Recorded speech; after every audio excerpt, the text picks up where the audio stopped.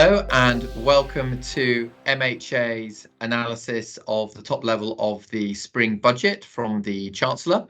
My name is Mark Lumsden-Taylor. I am a partner at MHA and the head of ESG for the UK.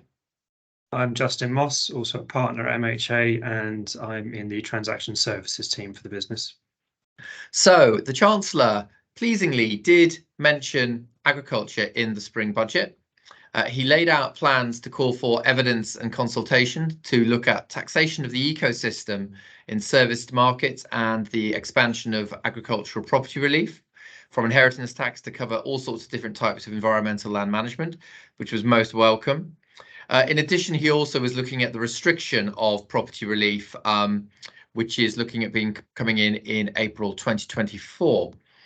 However, in addition to that, though, there wasn't so much talk about British food and farming, but he did look at the investment into agri-food and farming sectors in terms of capital expensing, worth something like 9 billion a year, which is going to have immediate effect on farmers, processors, manufacturers, so they can invest in new plant, IT and machinery. Justin.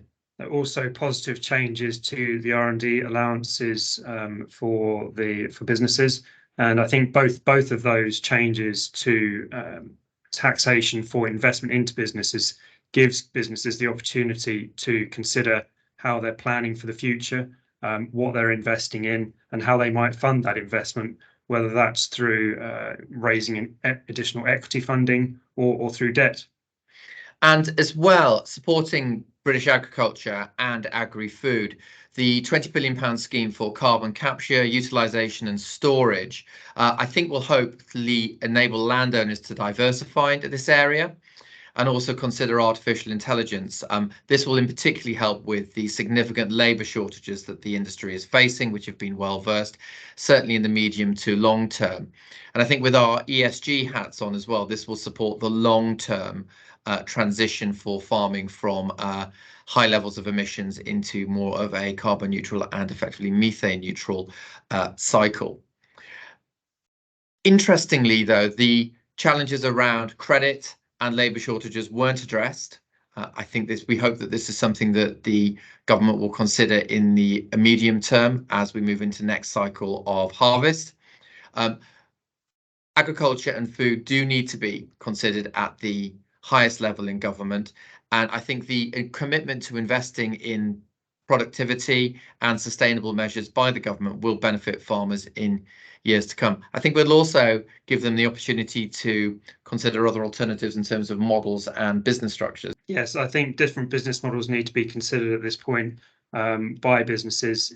With the economic uncertainty around at this point in time, businesses need to think carefully about their futures, how they fund themselves, and that may bring in different structures that they need to bring into place. And at the end of the day, when you consider the role of food and farming, we all need to eat.